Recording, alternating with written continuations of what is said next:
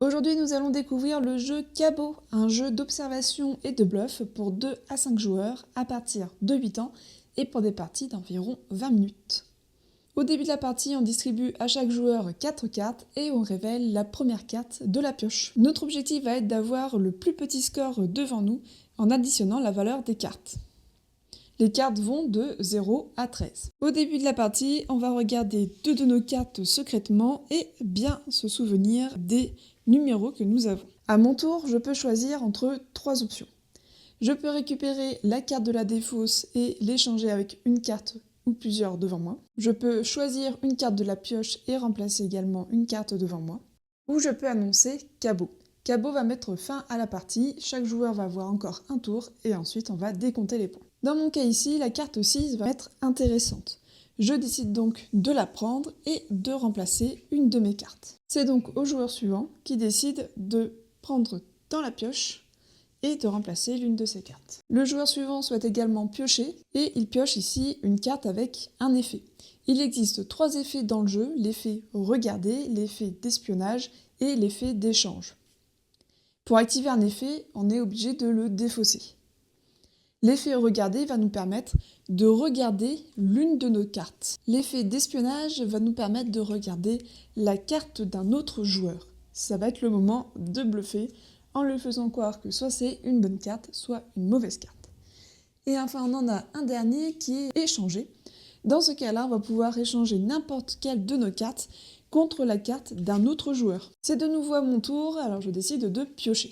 Ici s'offre à moi une nouvelle occasion. Je sais ici que j'ai 2 6. J'ai le 6 qui est révélé, parce que j'avais pris de la défausse, et j'avais, au début de la partie, remarqué que j'avais un 6 ici. Je vais donc annoncer que j'échange 2 6. Cette carte est face cachée pour eux. 2 6 contre cette nouvelle carte. Je révèle. Si j'ai bon, je défausse les 2 cartes. Si j'avais fait une erreur, que c'était par exemple un 5 et un 6, dans ce cas-là, je gardais les cartes devant moi et j'ajoutais la carte que je venais de piocher. Ici c'est bon, donc on la défausse. On enchaîne ainsi les tours jusqu'à ce que l'un des joueurs annonce Cabot. Il reste alors plus qu'un tour aux autres joueurs pour essayer d'améliorer leur score. Ensuite, on révèle tous nos cartes et on additionne la valeur de nos cartes. Si la personne qui a annoncé Cabot a bien le plus petit score, dans ce cas-là, il marque 0 points et les adversaires vont marquer la somme de leurs cartes. En revanche, si la personne qui a annoncé Cabot n'a pas le plus petit score, il va prendre une pénalité de 10 points, en plus de sa somme devant lui. Si l'un des joueurs dépasse 100 points, dans ce cas-là, la partie est terminée et le joueur ayant le moins de points remporte la partie. Autrement, on recommence une manche. Vous connaissez pratiquement toutes les règles, il en reste 2 à connaître. La première concerne le score.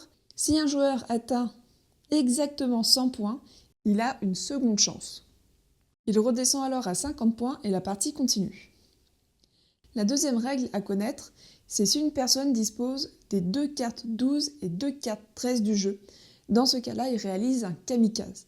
Quelle que soit la personne qui a annoncé Cabot, la personne qui a réussi un kamikaze marque 0 points et tous les autres joueurs marquent automatiquement 50 points. Et voilà, vous avez désormais toutes les règles pour pouvoir jouer à Cabot. Je vous souhaite donc de très bonnes parties.